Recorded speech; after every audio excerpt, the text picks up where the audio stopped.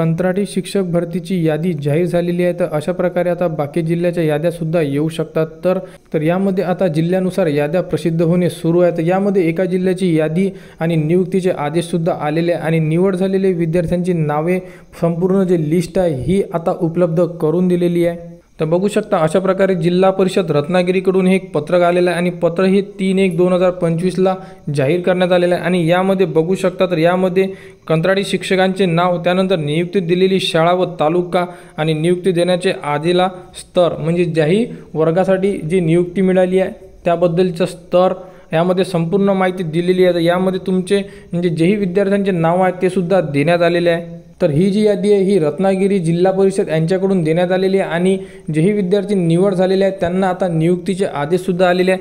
अटी आणि शर्ती दिल्या आहेत। यामध्ये बघू शकता की BEd DEd अर्हताधारक बेरोजगार उमेदवारांना करार पद्धतीने कंत्राटी तत्वावर नियुक्ती देण्यात आल्यामुळे संबंधित शासनाच्या कोणत्याही संवर्गात सेवा समावेशाने सामावून घेण्याचे व नियमित सेवेचे व इतर कोणतेही लाभ मिळण्याचा अधिकार हक्क नसणार आहे। म्हणजे पूर्ण हे करार पद्धत असणार आहे आणि यामध्ये तुम्हाला करारनामा सुद्धा द्यावा लागणार आहे।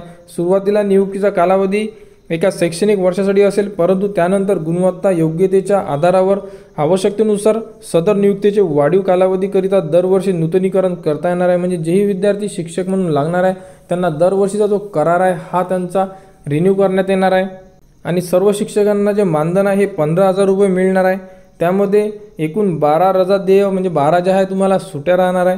कोणतेही प्रशासकीय अधिकार नसणार आहे यामध्ये। तर जिल्हा परिषदेच्या वतीने शिक्षणाधिकारी म्हणजे प्राथमिक यांच्याशी करारनामा स्वाक्षरित आवश्यक राहणार आहे। म्हणजे तुमचा जो आहे तो करारनामा होणार आहे।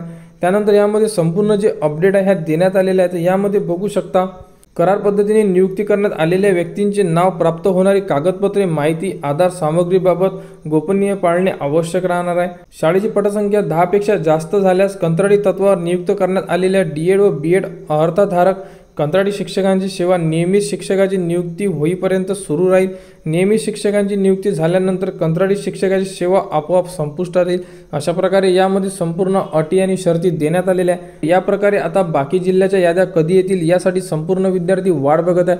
तर कंत्राटी शिक्षक भरतीबद्दल संपूर्ण अपडेट तुम्हाला आपल्या YouTube चॅनलवर उपलब्ध करून देण्यात येत असतात।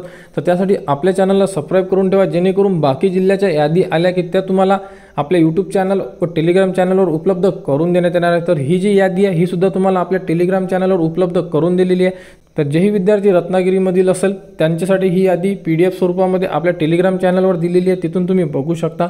तर कंत्राटी शिक्षकबद्दल जेही पुढील अपडेट येईल ती तुम्हाला आपल्या YouTube चॅनलवर उपलब्ध करून देण्यात येणार आहे। त्यासाठी आपल्या चॅनलला सबस्क्राईब करा व हा व्हिडिओ इतरांपर्यंत शेअर करा।